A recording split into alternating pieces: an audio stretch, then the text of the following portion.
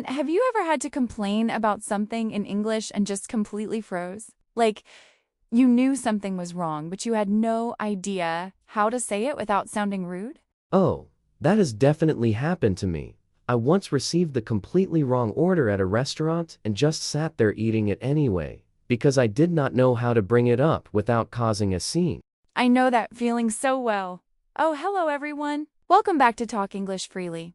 I am Jessica, and this is Brian, and we are so happy you are here with us today. It is great to have you. Today, we are talking about making complaints in English. And trust me, this is one of the most useful skills you can have.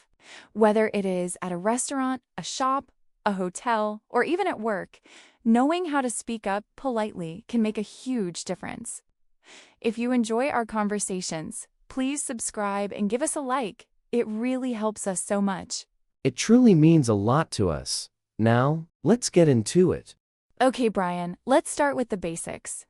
Why do so many English learners find it so hard to make complaints? I think there are a few reasons. First, a lot of learners worry about sounding rude or aggressive. In many cultures, complaining openly can feel uncomfortable or even disrespectful, so people stay quiet even when something is genuinely wrong.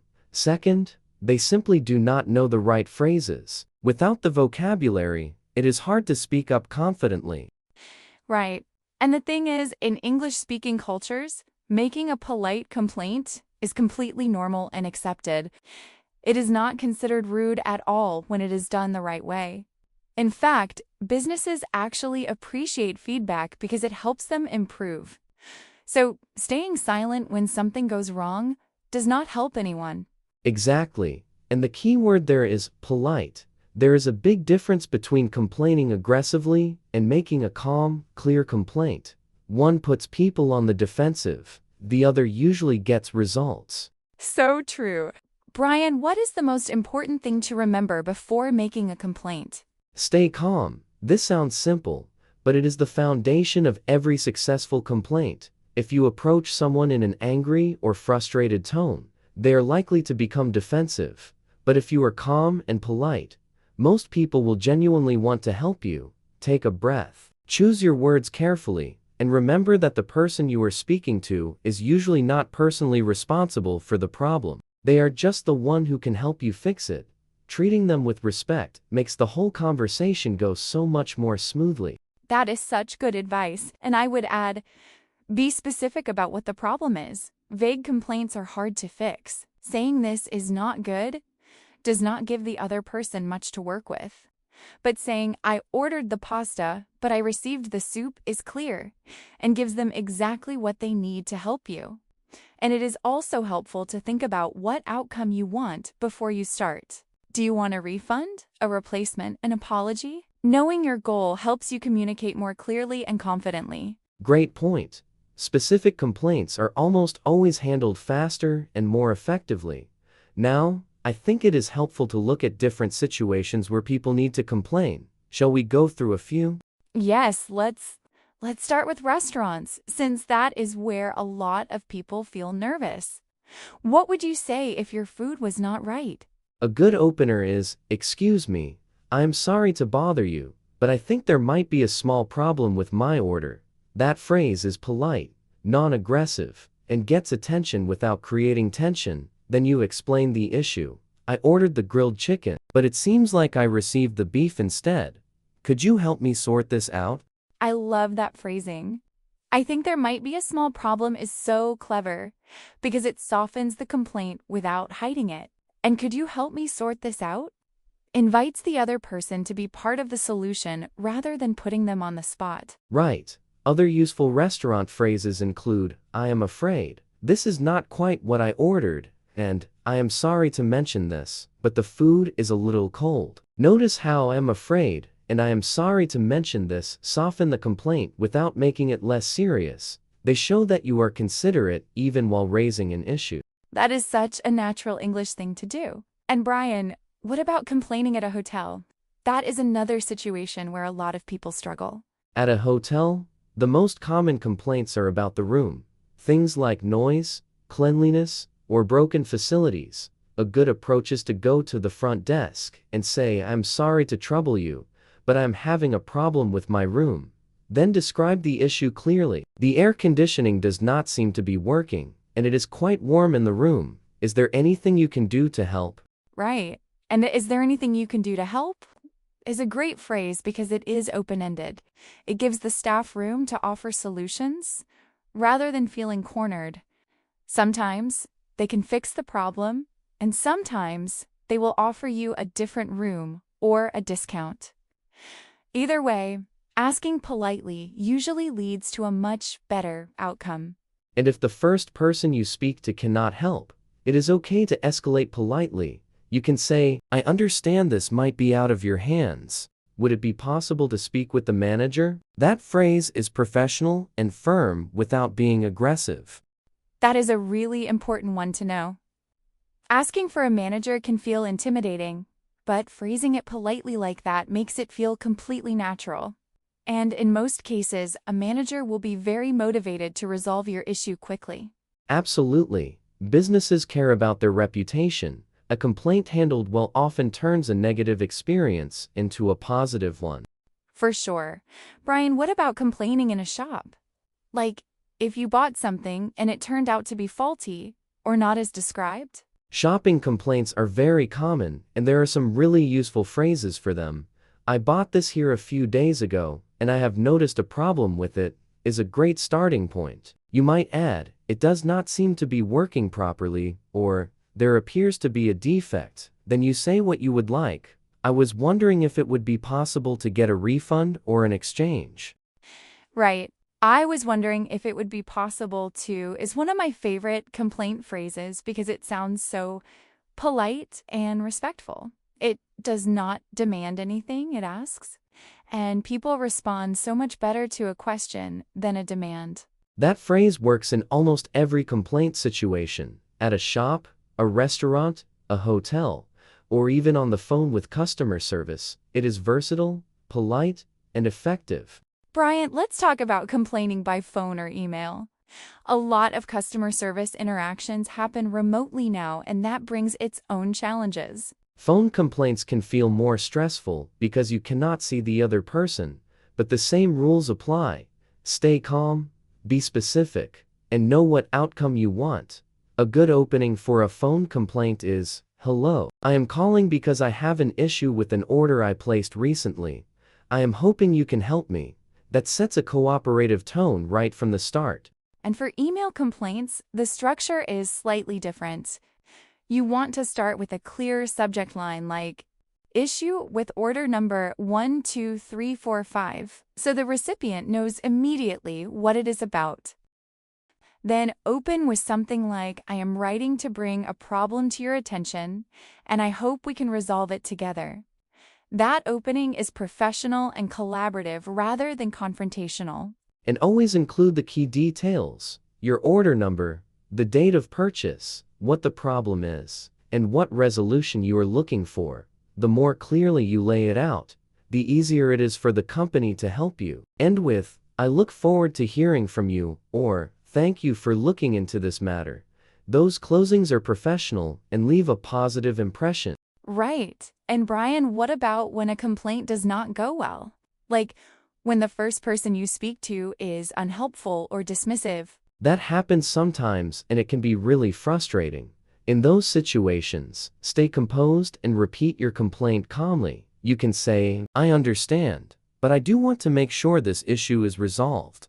Could we look at this again? If that does not work, ask to escalate. I appreciate your help, but I would like to speak with someone more senior if possible. And it is also worth knowing your rights as a customer.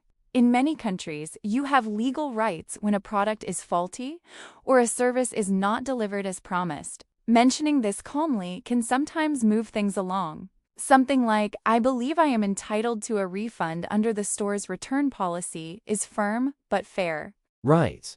Knowing your rights gives you confidence, and confidence, combined with politeness, is a very powerful combination. Absolutely. And Brian, any final advice for someone who finds complaining in English really difficult? Practice the phrases before you need them. Think about situations where you might need to complain and rehearse what you would say. The more familiar the words feel, the easier it will be in the moment. And remember, making a polite complaint is not confrontational, it is communication. It is you advocating for yourself in a respectful and mature way. That is a skill that will serve you for the rest of your life. So well said. And I would add, remember that you have every right to speak up when something is wrong. You are not being difficult or demanding. You are being a clear, confident communicator. And that is something to be proud of in any language. Perfectly said. Speaking up respectfully is a sign of confidence and self-respect. Brian, I also want to talk about complaining at work. That is a situation that a lot of people find especially uncomfortable. How do you raise a concern with a colleague or a manager without damaging the relationship? Work complaints require a lot of care because the relationships are ongoing. You are going to see these people every day, so how you handle the conversation matters a lot. One approach is to frame the complaint as a concern rather than a criticism. Instead of, "You did not send me the report on time," you might say, "I wanted to check in about the report. I noticed it came in a little late and it affected my deadline. I just wanted to make sure we are on the same page going forward." That is such a smart reframe. Saying, "I wanted to check in," feels collaborative instead of accusatory. And ending with "going forward" focuses on the future rather than dwelling on the past. It makes the conversation feel constructive rather than confrontational. Right. Another useful phrase at work is, "I hope you do not mind me bringing this up." It shows respect for the other person before raising the issue. And, "I just wanted to mention this because I think it is important for the team," explains your motivation in a positive way. Yes. And if you need to raise a complaint with your manager, being prepared really helps. Come with specific examples, not just a general feeling. Instead of "I feel like I am being overlooked," say "I have taken on 3 extra projects this month and I have not had the chance to discuss my workload. Could we find some time to talk about this?" That is clear, professional, and opens a door for a real conversation.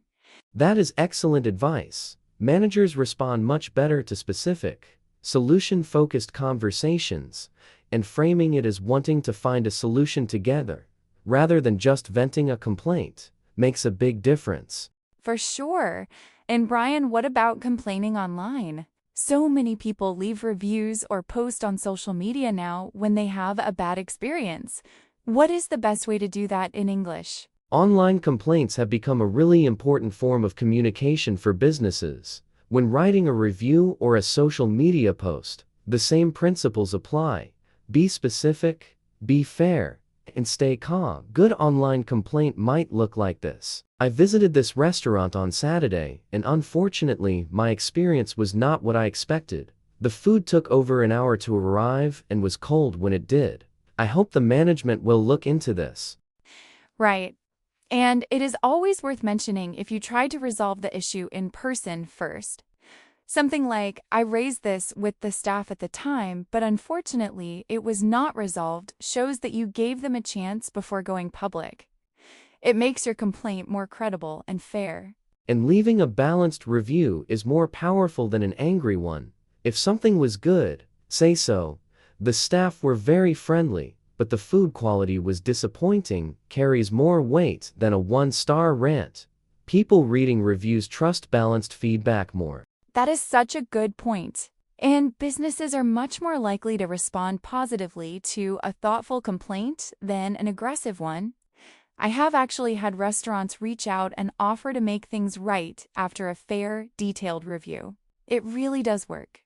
It shows that the business cares about its reputation and its customers. And for English learners, writing reviews is also great practice. It helps you build vocabulary for expressing opinions and describing experiences in a structured way. Oh, that is such a good tip. Writing a short review after every restaurant or hotel experience is a really useful English practice habit. You have a specific situation to write about, a clear purpose, and a real audience. It does not get more practical than that. Totally agree. Real-world practice with a real purpose is always the most effective way to improve. And that is a wrap for today. Thank you so much for joining us, everyone. We really hope this conversation gave you the confidence and the phrases you need to speak up next time something goes wrong. Remember, a polite complaint is not rude, it is clear, respectful communication, and most people will be happy to help you when you approach them the right way. We would love to hear from you. Have you ever had to make a complaint in English? How did it go? Leave a comment below and tell us your story. And if you enjoyed today's conversation, please give us a like and subscribe to Talk English Freely. It really helps us reach more learners around the world. See you next time. Bye, everyone. Bye.